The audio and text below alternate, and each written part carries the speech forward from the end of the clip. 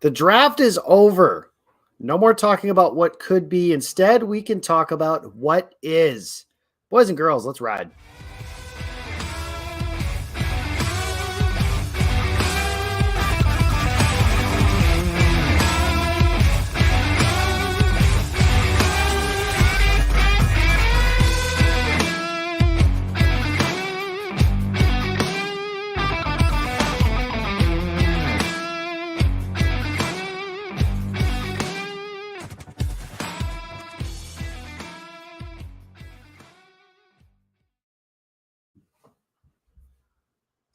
I suppose it would help if I pulled this thing down now, wouldn't it? It's amateur hour out here where we are at. Ladies and gentlemen, welcome to the Gold Zone podcast. This is why I have a producer most of the time, but I don't tonight. There we go. We got everything set up. I took the wrong thing down. Welcome to the show, everybody. Thank you that have been with us all season long. I'm Jacob Westendorf. I'm your host. I'm live here, as I always am, in the Game On Wisconsin studios, joined by my good friend, we seem to have babies within months of each other, so I don't know what that makes us, but I'm sure there's some Urban Dictionary term that I'm not familiar with. Paul Brettel, you can follow him on Twitter at Paul_Brettel. Paul, you're about in the home stretch now, aren't you? Yeah, it's getting to crunch time. We're about a month out now. So like 2 weeks ago, I looked at Ashley. I said, "You're like sick. It's like 6 weeks away. Like, hit me." Right. Nothing quite like that. So that's where we're at on the baby front for Brettel Watch. So looking forward to meeting the new son or daughter here in the coming weeks, and excited for that. I actually know what it is. I just didn't say in case Paul hasn't made that public knowledge. Because another little girl. Another little girl. Okay, so Reagan has a little sister on the way. Yep. That will be fun. Appreciate you stopping by, Paul. You can find him over Dairyland Express, where he writes like 4 articles a day. And then, of course, Cheesehead TV as well, where he has 1 per week at least. Paul, is that going to slow down at all now that draft season is over and we're kind of into the dead zone, as I like to call it? The hardest month to write in is June. So May, I think, will be good, just to kind of looking back at the draft that was. And there's plenty of topics out there if we search, but June, that's the hardest month of the year. Yeah, and last year we had quarterback watch, and this year we don't have that. Thank God. I'm thankful for that. But yeah, thankful for that, but also kind of, bummed out a little bit, I guess, if that's the right word, that we don't have anything to speculate on. But as a fan who's gone through this the last 2 off seasons, the Jordan Love one, and then obviously this past one, I should say, kind of looking forward to just a quiet one. Let's just hang out for a little bit and wait and 100%. See and be optimistic about the Christian Watsons and the Quay Walkers and Devontae Wyatts of the world, instead of worrying about who's going to play quarterback for the team this year. So let's get into it. The draft is over. The draft that was, the Packers did pick 11 times, which was a little surprising. They traded up once. They traded back once. So they ended up finishing with the same amount of picks that they started with: 4 in the 7th round, 1 in the 5th round, 2 in the 4th round, 1 in the 3rd round, 1 in the 2nd round, and of course the aforementioned 2 in the 1st round. And one of the bigger, I don't know if that's the right word, but surprises of the 1st round was that Green Bay picked at 22 and 28. Paul, when we were talking like offline, we were saying that we would have been surprised if they picked there. Gutekunst definitely has a propensity for trading up. He did not do that. So he stuck and picked in. Pick 22 was Quay Walker, and pick 28 was Devontae Wyatt, a couple of Georgia Bulldogs to play on this defense. The Quay Walker pick was a surprise to some, I would say. I think that the day of, you started to read. I remember the day of. I kept reading mock drafts Thursday morning. Yeah, exactly. And it was receiver and linebacker, receiver and linebacker, receiver and linebacker. And I was just like, are they really going to take, like, they just haven't done that. I think, they haven't. And they did. And Owen Reese, who was on last night's or this morning's Pack-A-Day podcast, told me he spoke with someone in the front office, and he said, Quay all the way. That was who they were picking at 22. I've been told subsequently that they had a top 10 grade on Quay Walker. That is incredible. So they got the guy that they have a top 10 grade on at 22. They take Devontae Wyatt at 28. Someone, Aaron Rodgers, said on the Pat McAfee show he knew very much that they liked quite a bit coming into that day. So he kind of had an understanding that was going to happen. Paul, just what was your general takeaway from the first day of the first day of the draft? I was surprised by both selections. Linebacker, you mentioned, it's one that they typically don't address, but on top of that, they paid Devondre Campbell. So all those mock drafts you were referencing, even though they had many of them had Quay Walker, I still didn't believe it, just because they had signed Campbell to a 5-year, $50 million deal. We know it's not a position they typically put a emphasis on, whether it's dollars or draft capital. So doing both in the same offseason, I just didn't see it happening. And then with Devontae Wyatt, I've talked about, I know many people have that the age that the Packers address in the first round, they typically don't even go over 22. More often than not, since 2015, the players haven't been over 21. And again, this is in the first round. But Devontae Wyatt's 24. So these are two, tendency breakers in that regard. So from that standpoint, I was surprised. However, in what they can offer the Packers defense, I wasn't surprised at all. I'd mentioned that if we look back at how the frequency at which the Packers played with just Campbell on the field last year, should have been more self-aware with it. But if we look back, was it one linebacker out of necessity, or is that because what they wanted to do? Well, clearly that was more so out of necessity. So this gives them the opportunity to stay more in that true base nickel defense. I think Walker's going to have a big impact right away against the run. Super, super reliable tackler, uber athletic player who can make those sideline to sideline plays. Also has that coverage ability as well with that athleticism, especially against tight ends, running backs. So I think Matt LaFleur called him a Devondre Campbell clone. So that's a good thing right there. And then with Devontae Wyatt, the defensive line rotation that can always be upgraded. And when you have a really good, A gap, B gap defender that can give Kenny Clark flexibility around for opportunities, that's maybe fewer double teams for Gary and Smith to have to contend with, keeps the linebackers, safeties clean. When you have a strong defender along the interior, everyone on this Green Bay Packers defense is going to benefit. So from that standpoint and the fit and the need, the selections in that regard, they made sense. I wasn't surprised that they didn't take a receiver in the first round after how the board fell early on. So going two defenders, that wasn't really a surprise whatsoever. But when we look at this defense, even before the draft on paper, it looked very, very good. But if you had to pick out what are two areas where they improve, linebacker 2, adding to the interior defensive line rotation, that's what they did. Yeah, perhaps the most important question that comes out of the first day of the draft is from our guy Labo, and he's wondering, did you have your smoked chicken wings on draft night? I think the last time I made them was for you, Jake.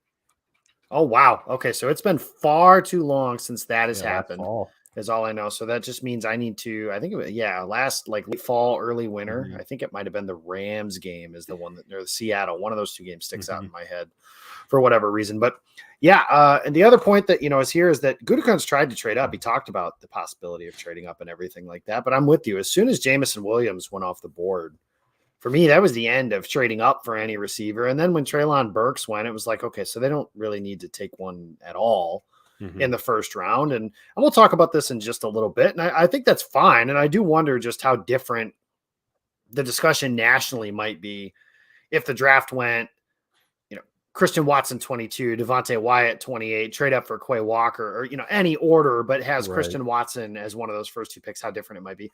I think that was fine what Green Bay did. I do like Quay Walker. I wrote in my article of guys I would trade up for, guys I would stick and pick, guys I would trade back for. Quay Walker was somebody that I was fine picking at 28th. 22, a little high, but honestly, if you're okay with picking somebody at 28, you're probably okay with picking one at 22 as well. So I was more than okay with taking him there. I was okay with not trading up for a receiver. Like I mentioned, once Jamison Williams was gone, that was it. Like there was no trading up for a guy. And frankly, when people are like, oh my God, they were just one player away. Number one, I don't believe you're ever one player away from winning a championship. And number two, I don't ever think that one player is a receiver. If you are ever one player away, it's a quarterback. And the Packers have one of those. So I wasn't too worried on that front. There are fair questions about this skill position group. No question about it. We'll talk about that a lot between now and the start of September. But ultimately, Brian Gutekunst and Matt LaFleur all kind of smiled and they said, we got a pretty good quarterback that can take care of those things. And Green Bay does. So as far as the actual picks, something that I do like about the Quay Walker selection is the potential, like you mentioned in here, and Iowa Joe brings it up, is the running mate for Campbell. And that is that instead of playing, like you mentioned, they played that third safety a lot last year, and everybody was like, oh, Joe Barry loves his 3 safety looks. It's like, well, does he, or does he just think Chris Barnes isn't very good? And it appears the answer is, to some degree, the latter. They obviously like Chris Barnes enough to start him last year, but the answer was the latter. And they did some things last year to try it. Like they signed Jalen Smith. They tried to do that whole thing. That didn't work, obviously, for a variety of reasons. But I think you're going to see, and I know people are upset about this, but honestly, like, whatever, I understand some positions are more important than others, but I despise the talking point of position X does not matter.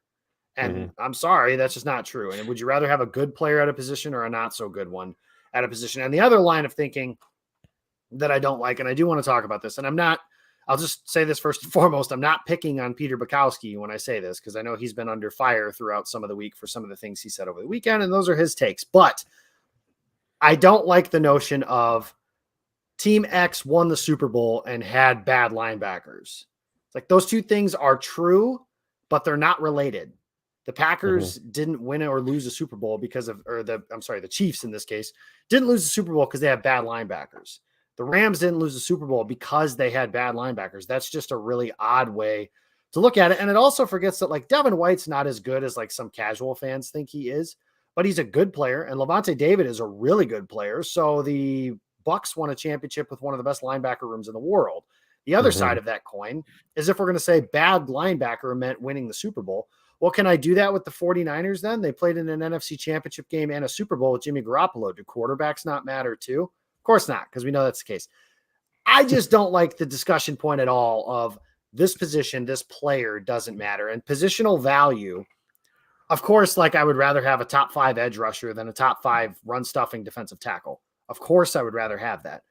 But I think we've gone too far in the other direction, talking about positional value and why this thing matters more or less than another one and things of that nature. So something I like about the Walker pick is, like you mentioned, they can play those 2 backer looks more. They can play run and pass a little more easily, and they have the ability to be multiple on defense. They can still do those 1 backer looks. They can still do some of the things that they have done in the very recent past with all those things. So that's my take on that. Wyatt was somebody I was surprised, and Iowa Joe pointed this out as well.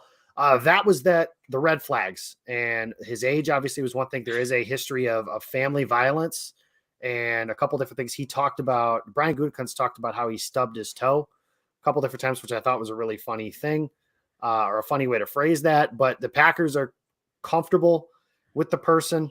We'll see. There is a lot of discussion about his immaturity, though, and that is something that if you read an article that has quotes from scouts, and I know like Bob McGinn is one of those, and he became under fire today as well. But like, that's comments from NFL evaluators and things that they were, in fact, worried about. So just things to keep an eye on. But I was surprised when they took Wyatt because he's 24 years old. But on the field, most talented defensive lineman on the roster, not named Kenny Clark. And I am all for a defensive line rotation of very good, Sam. Thank you. That is phenomenal. Wyatt not. Okay.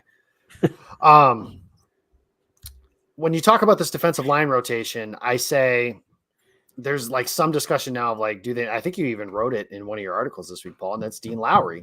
And could he be on the chopping block? To which I always say this: cap space is not a player. And unless there's somebody that $6 million is going to help them get, like if like say a tight end becomes available who's a veteran, and the difference between, being able to sign him versus not is cutting Dean Lowry, then sure, go ahead. But cutting him solely to save money, I don't think that serves a purpose. Dean Lowry right now, for my money's worth, is the team's 3rd best defensive lineman. And maybe 2nd, because I might be giving a little too much credit already to Devonte Wyatt. So I think the Packers have a few things they need to work out on that end. I think they have, but I think keeping Lowry on there, Lancaster's gone, bro. So thankfully I don't think we have to worry about that too much anymore. But I like the rotation on the defense. Yes. Let's get to the highlight here. It appears we have a visitor, so that's okay. We're going to bring her in here. Everybody say hi to Blake. Blake, say hi. She came down to the basement, so she's going to hang out with us for just a little bit. Do not touch anything. But we have a trade when we get to the second day of the draft. And as soon as they traded up, I was with Brandon Snide, our mutual friend here, And I will never forget the look on his face when I told him they traded up for Christian Watson, and he screamed about as loud as I'd ever heard a grown man scream in a very long time. I was not with Ross Uglum. Maybe he screamed louder, but Christian Watson was the pick at 34. So let me ask you, Paul, when it's announced they're trading up from 53 and 59 subsequently to 34, who do you think they're taking? Oh, I'm going to be quiet. Okay. I thought George Pickens. And then my second guess would have been Christian Watson. Those are the only two. I assumed it had to be for a receiver. So I guess I was locked into that mindset. So in terms of receivers, those are the two guys that I thought were going to be targeting.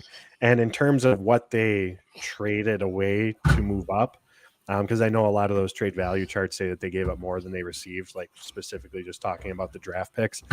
I wrote in one of my takeaways, like I was like, I don't care. And the reason I don't care is because of the process of going and getting your guy.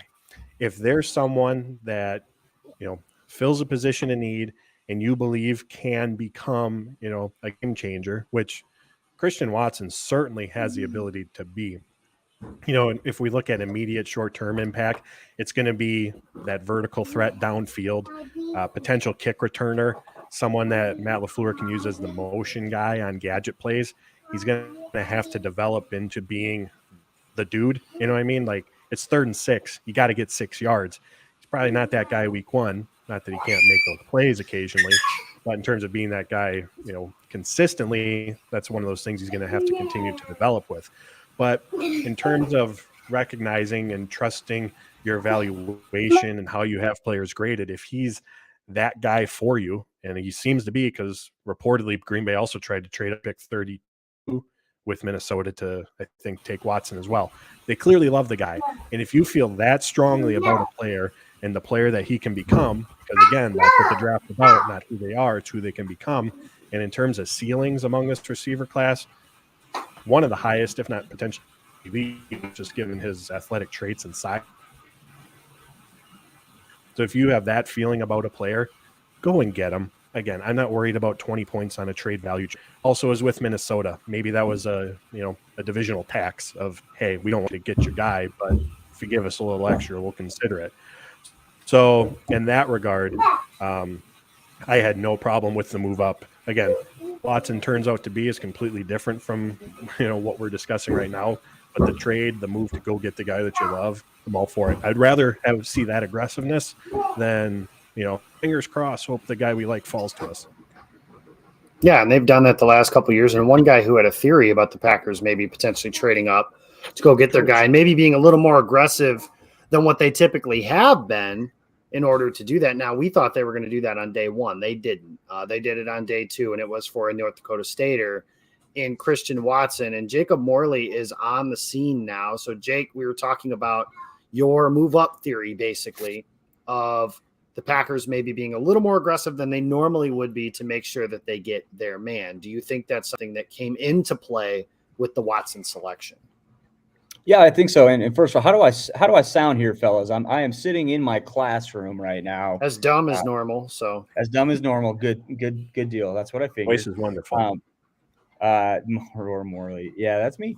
Yeah. So in the past, we look at Justin Jefferson. We look at Rashad Bateman was apparently the guy last year that they could have gone up to go get, that they really liked, and for whatever reason they didn't do it.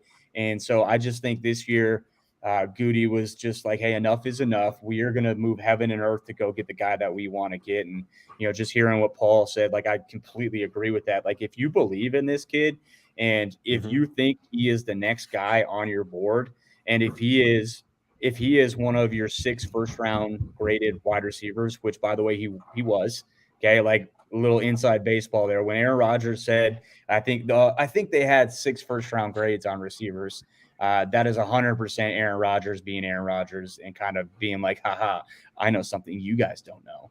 And because I think he probably had a pretty good idea of what they were going to do early on day 2 and move up and go get Christian Watson. And that's kind of the mindset too of like, if you would have been comfortable taking him at 22 or 28 and he's the next receiver off the board, then they drafted a first-round receiver. at 34, and they gave up the picks to go get him. And don't, like Paul said, they gave up a lot to go get him. Does it matter? And we will only ever talk about that again is if he doesn't pan out.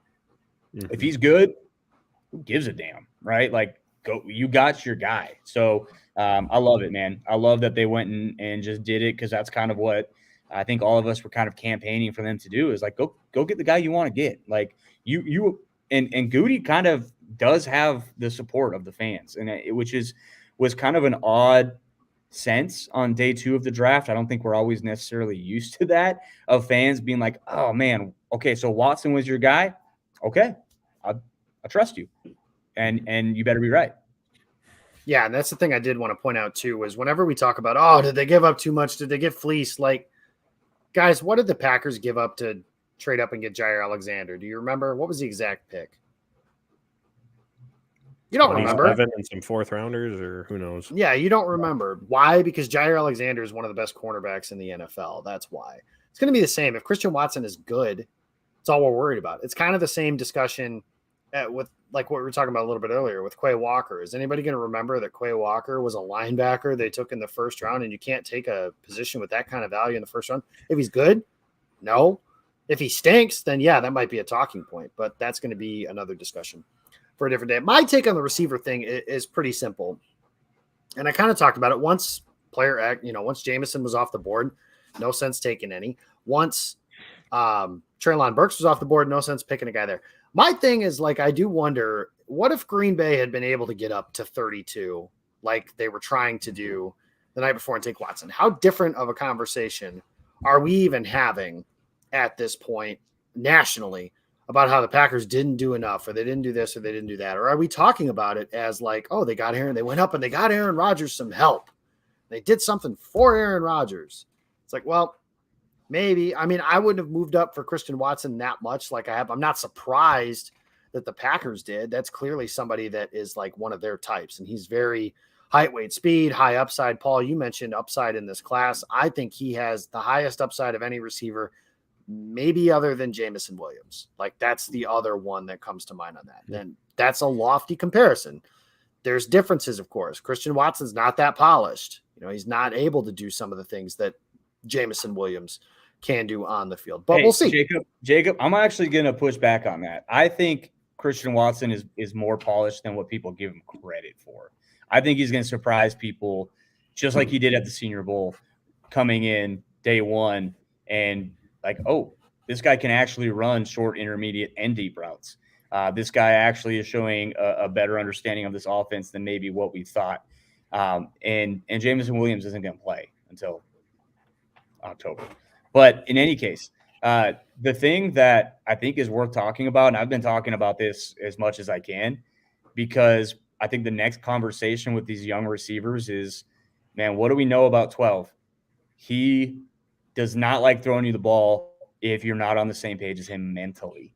And can any of these young guys get on the same page with him? Because Aaron Rodgers is one of the, he claims to be, he doesn't claim to be, but he acts like he's the smartest guy in the room, regardless of any conversation or any topic. Like, that's well documented. But when it comes, it's probably to football, because he is like, that's part of it too. Not on any topic, with some stuff.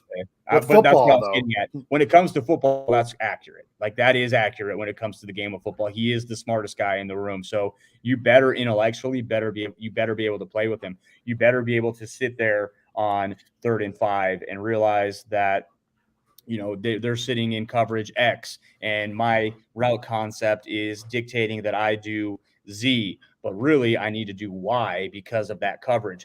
Aaron knows that. 12 knows that. Do you? You know what I mean? That's who he wants to play with, is the guy that he's like, I want you, instead of running your 7-step slant, I actually want you to cut it off at 5 and just sit down in the zone, because that's where the pocket's going to be. Like, can you be the guy that immediately can get on that page with him? Because that's why he likes Lazard so much, is because Lazard is that kind of guy where he's just really smart dude. That's why, he liked Devontae as much as he was, because Devontae was also one of the smartest guys in the room as well. But Devontae also had the athletic tools that Lazard doesn't have. So you're hoping you get that with Watson and Dubs and Toure and Watkins, whoever these guys are, that they can come in. because I think that's going to be a storyline. Well, it will be, because if things don't go well, that's going to be the storyline, right, guys? Like, well, they got them only young guys. That these guys don't, they're not with it, intellectually. How dare the Packers do that to Aaron Rodgers? They should have gone out and got him veterans. Like, so unless these rookies come out and are gangbusters immediately, there's going to be some annoying storyline that we probably need to prepare ourselves for. I have a question off that. 100% agree with everything you said. Do you think we see, maybe less of it or more passes towards those receivers? Because if we look back at young receivers that have been brought in over the last decade plus, there's been an established receiver or two for Rodgers to lean on. So he has, why would I go to them when I have Donald Driver, Devontae Adams?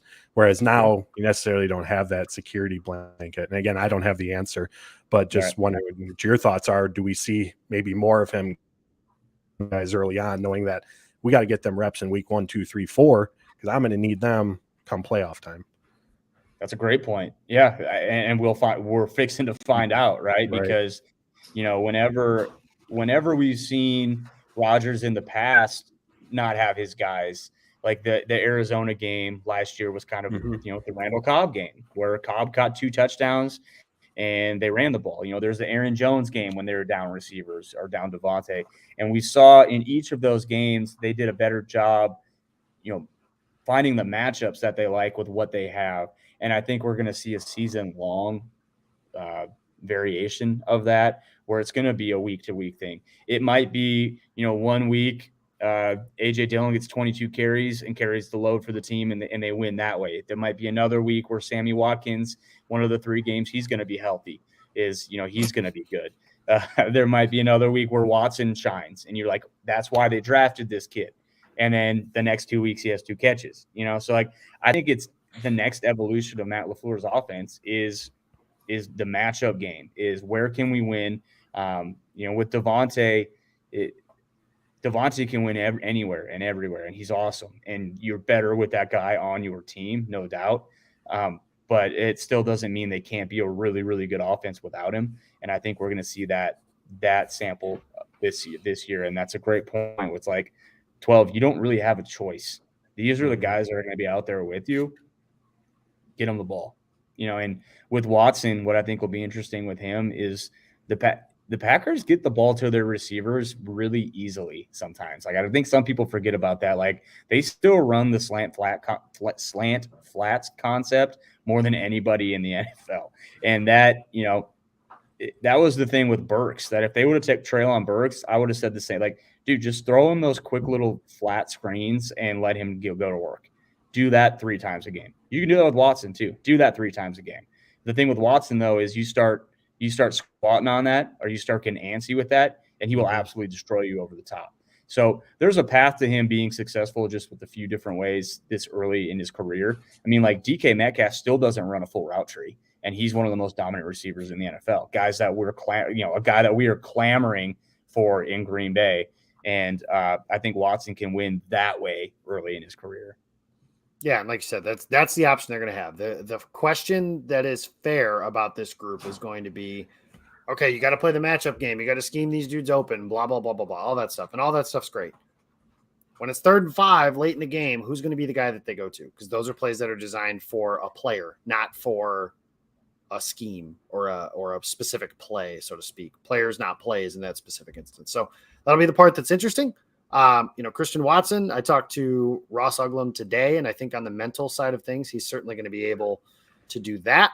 It's just a matter of, he's making a jump, right? FCS to the NFL, and college to the NFL in general is a jump. So he's just making another jump. I'm going to be excited. Of the players in camp, he's one of the guys I'm the most excited to see. Let's move, because we've got a few things going on tonight. Make sure that tonight you stick around after we are done here, because Lombardi's Bar is going to run after we are done. And then tomorrow, Open Book has a special guest that's coming on, and maybe we kind of talked about him a little bit already. I don't know. We'll have to see how that goes.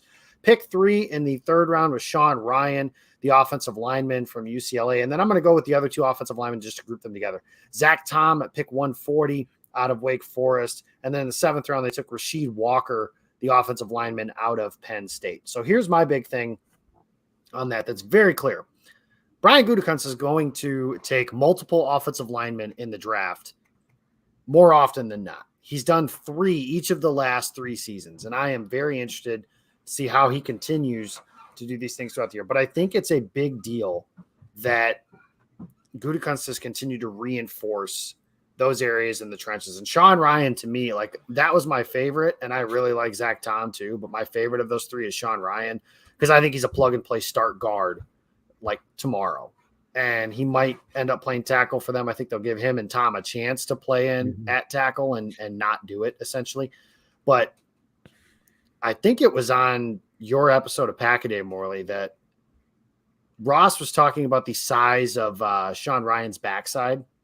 And it's true. I think Ben Fennell said it. He's got the biggest ass in the class. Like, it's I mean, that's a big boy. And I think guard is where it is for him. And I think he'll be a plug and play right guard. And I prayed to baby Jesus yesterday and said, I don't ask for much, but just give me one playoff game or 2 or one playoff season of David Bakhtiari and Elton Jenkins at the tackles with John Runyon, Josh Myers, and Sean Ryan all healthy in the middle. So, Paul, what was your take real quick? Because I know you've got to get out of here. What is your take on the Packers adding 3 offensive linemen again? It was a must. I mean, before the draft, if you look at healthy options, your tackles were Nyman and Bakhtiari and maybe Van Lanen, depending how they feel about him. And then your interior guys, Newman, Myers, and Runyon. And then behind them was Jake Hansen, Van Lanen, and Michael Manet. So again, the depth was so thin. And we saw last year how important depth is, along the offensive line. So adding to it was a must. They go and get their versatile guys, Ryan and Zach Tom, and some competition was certainly created, and it was needed this offseason or this summer. We know that, or we knew prior to the draft that, or we thought prior to the draft, I should say, that right tackle is going to belong to Nyman, but he hasn't played right tackle since Virginia. And there was this quote from Billy Turner about how moving from right to left side or vice versa, it's like going to the bathroom and wiping with the other hand. It's not Josh just Sitton necessarily said that too. Okay. Yeah, he took it from Sitton, I believe. But it's not, you just switch sides either. And Nyman only has just over 600 snaps. He needs competition. Maybe he ends up being the week 1 guy at right tackle until Jenkins returns, but he's not at that stage of his career by any means where that should just be given either. So Green Bay did what they had to. They created a ton of competition along the interior and at the tackle positions heading into the summer. Yeah, and that's the thing is, Owen Reese talked about this a lot too, is that Nyman did a good job last year, but he's not good enough to where you don't search potentially for an upgrade at that position. And it's very possible. Like I just mentioned that group, and then, my thinking already is that left to right to start the season will be those first 4 guys I mentioned, and then Yosh Nyman plays right tackle.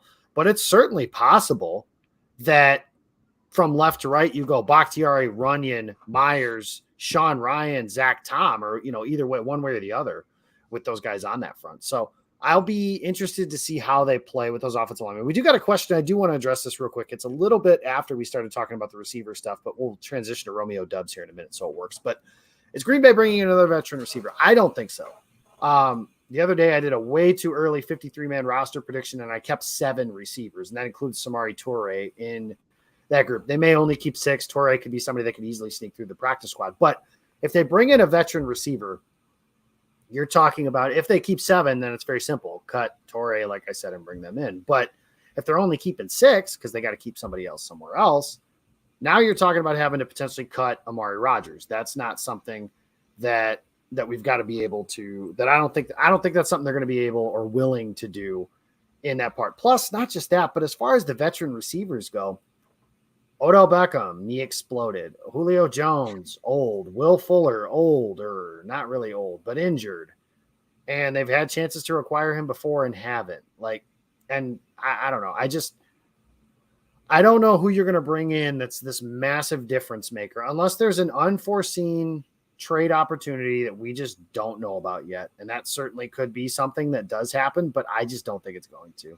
And I don't think Green Bay's offense is fine, quote unquote, as is, but It's going to have to be. Like, they're not replacing Devontae Adams with one guy, and everybody wanted them to move heaven and earth to get a receiver. But, like, honestly, the only guy that moved over the weekend was A.J. Brown and and Hollywood Brown, but that was egregious and stupid. And if the Packers had done that, I'd have been really pissed, but they didn't, thankfully.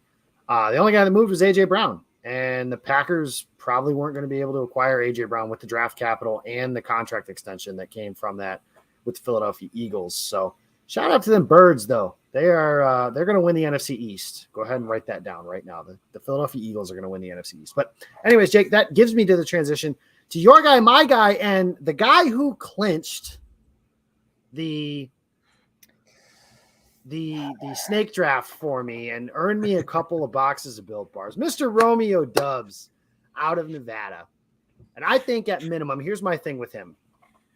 At minimum, Dubs is going to be able to come in and solve this team's punt return problem. Amari Rodgers, I thought, could do that last year, and then he never looked comfortable doing it. Not once. Dubs, I think, will.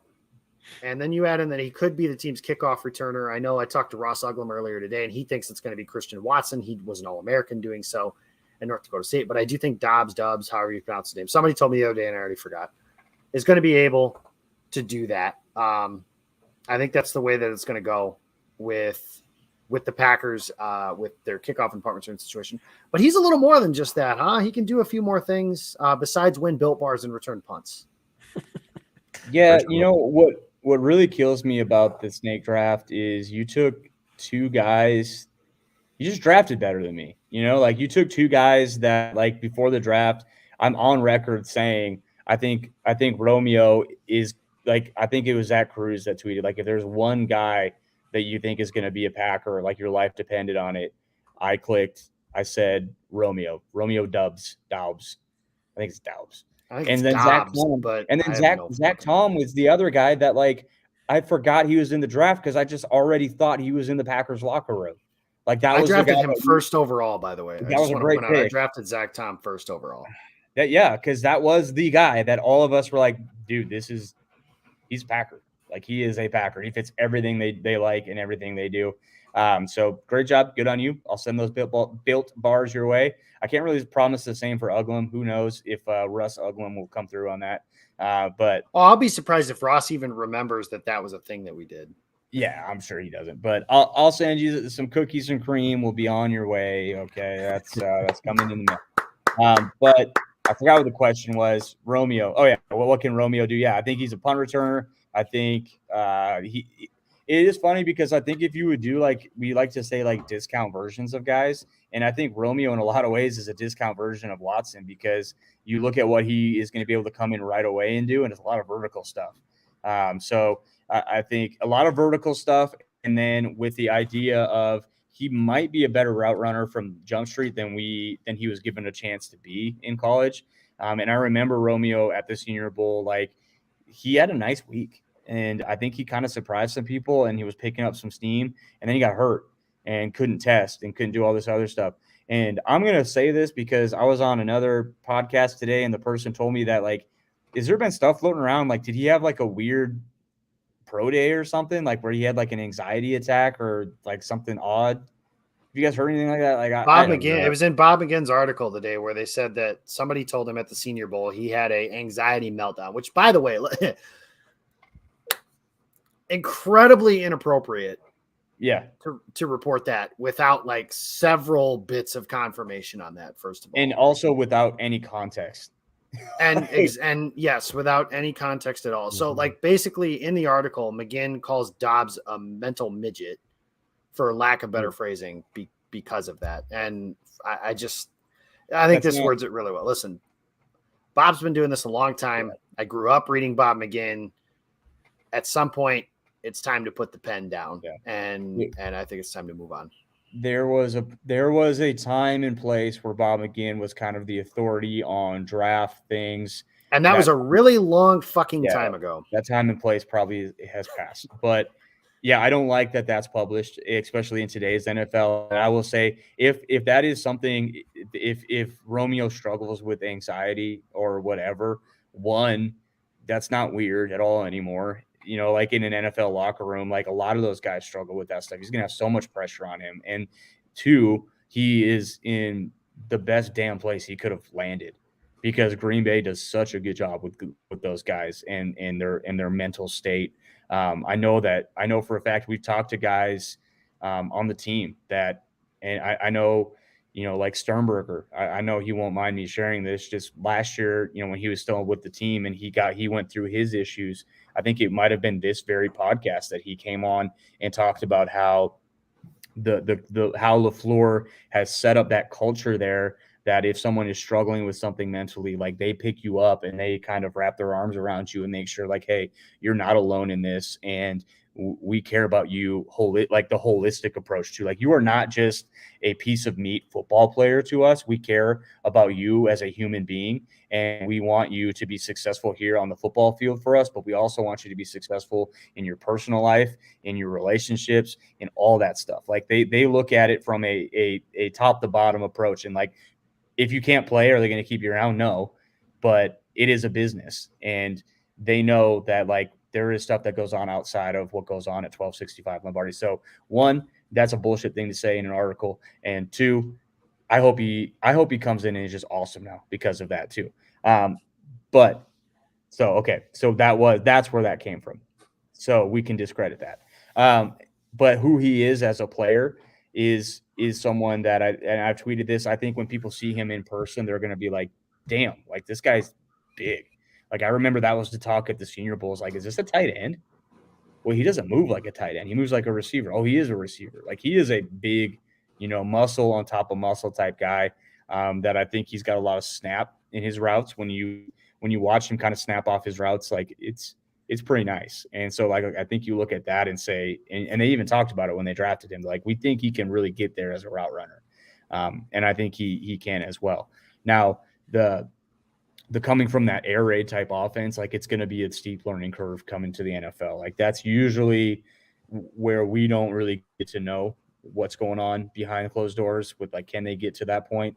But as far as athletic ability, like he is discount Christian Watson. He's not that type of alien athlete, but he's a very good athlete. Really good at getting behind defenses. And also he's surprisingly good with the ball in his hands. And you mentioned him as a punt returner. He's another type of guy, like run him on those tunnel screens, get him the ball in space. He's going to be able to do some stuff and he's going to make some plays this year that I think are going to raise eyebrows as well. He's a fun player. He is. And let's go to, we had a question here from David Henderson asking, did you guys hear that people are considering Enagbare a draft steal? And Paul, that was one of my favorite picks of day. Honestly, the entire day 3 was awesome as far as I'm concerned. Like all of those guys were like, maybe some of that was just the fact that I'd watched those guys and heard of them, but like I actually legitimately liked the players that they took as well. Like Zach Tom was somebody that I've had in there obviously for a while. Romeo Dobbs, Kingsley Enagbare was another guy. And this was a guy who I thought they could have taken as soon as the 3rd round, and they got him in the 5th round. And he's somebody that you talk about edge 3. If I had to have one gripe with this draft, and it's hard to feel this way just because like you said, they went and got their guy, and like maybe it wasn't the guy that I liked, but they went and got their guy. So I like the idea on that as far as their receiver in round 2 goes, but they didn't address pass rusher. And on day 2, there were some guys available. I mean, Josh Pascal was one. David Ojabo was another one. Obviously, Ojabo not going to play this year, most likely because of that Achilles injury, but they were able to grab Enagbare, and that's somebody that could be their 3rd edge rusher as soon as this year. And I know that's a lofty thing to point at him. I think it speaks to as much about maybe how I feel about Tipa and Jonathan Garvin and Randy Ramsey. And I know Gutekunst said he likes those guys in the room, but I don't know how. I can't remember any of those guys making any plays last year that you're like, whoa, that was that guy. Like there wasn't anything like that. So what was your take on adding him and just kind of the edge room as a whole here before we close up? We're running out of time. I think that he can be, you know, that 3rd edge rusher in obvious passing situations, 3rd downs, 2nd and longs. Where this unit still needs a boost is some help against the run when Gary and Smith aren't on the field. And we all know edge is a heavily rotated position. Those two were on the field I think they each missed a game. So excluding those games when they didn't play, I think they were each on the field about 68-70% of the snaps last year. So that's a third of the defensive snaps where you need to rely on guys like Kingsley, Garvin, Tipa. And as I mentioned, I think that Kingsley can be that presence on passing situations, whether it's a traditional edge rusher role, if they try to move him inside, or he's the edge rusher and Gary's inside, they'll have options in that regard. But as a whole, this room, they still need someone else, I think. And maybe it's on the roster already. We see Garvin or Atipa take a step forward, but specifically in terms of skill set, if they can, I know it's a edge rushers, the pass rush, they want to get after the quarterback, but holding up against the run's important as well. And when we take Gary and Smith out of the equation, even with the addition of Kingsley, I'm still left with kind of a big question mark in that regard. And I know this has been floated around on Twitter, but if the Packers are going to still add a veteran in free agency to this roster, I know a lot of people agree, but I think edge rusher has to be at the top of that list. Yeah, and there's guys with some pedigree there too. Melvin Ingram, Justin Houston, Jerry Hughes, just guys that have played the position at a high level before. And the question, I'm not asking for an all-pro, but can you find the Devondre Campbell at this point in free agency for the edge unit? Because that was something that when we talked about this in free agency, I talked about how I liked their potential approach. That was another one Wellner points out here. Jason Pierre-Paul, that's another guy. And he's got that championship pedigree. And that could be something, honestly, that I think Green Bay needs. As far as guys on their team that have played in and won a Super Bowl, there aren't very many. Aaron Rodgers, Sammy Watkins, Mason Crosby, just off the top of my head, of guys that have played in a Super Bowl before and won one. So that could be a big thing. I think Green Bay, if they're going to add a vet, like you said, I think that's the number one spot, just because I think that's the one where the biggest potential impact is. That being said, I'm not the highest on Odell Beckham like some other guys are. I've often been in the camp of never sign Odell Beckham to play for the Packers. So that's something there. Maybe a tight end, but I don't think Gronkowski's available. But like if Gronk's going to play, it's going to be with Tom Brady in Tampa Bay, not in Green Bay where it gets cold and nasty in the winter. So that's my take on. I know he played New England, but he's older now and all that sort of stuff. So we're out of time, guys. Lombardi's Bar is coming up next on this very channel. Thank you guys that stuck with us all night and all season, all draft season long. Jacob Morley and myself were here. Thank you to all of our guests: Ross Uglum, Eric Edholm, Eric Crocker, Kent Swanson.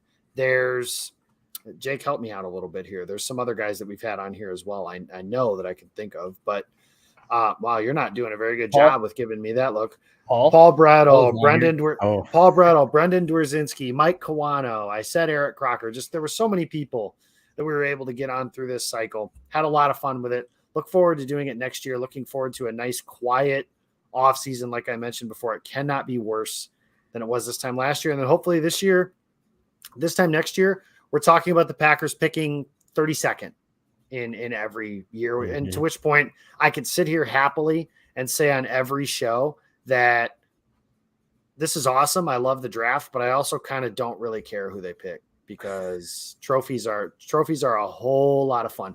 But thank you guys that stopped by this offseason. It was a lot of fun. We can't do this without people watching. If not, I might as well just write in a journal because what fun is it doing anything like this? I appreciate anybody who purchased a Green Bay draft guide this offseason as well. And looking forward to a lot of stuff. This upcoming season, it'll be here before you guys know it. And we're going to hit the in-season content button here pretty quickly. We got all of our shows from last year coming back, and we're adding some new stuff coming up here in 2022 as well. So a lot of exciting stuff. Keep it tuned in over at Game On Wisconsin. You can follow us on Twitter, Game On WI. Find us on Facebook, Twitter, YouTube, Instagram. Until then, from Jacob Westendorf, Jacob Morley. Jacob Morley changed his name to The Bears Still Suck. That's good. And you can find Paul Brettel, of course, Paul_Brettel. Thank you guys for listening. See you next week.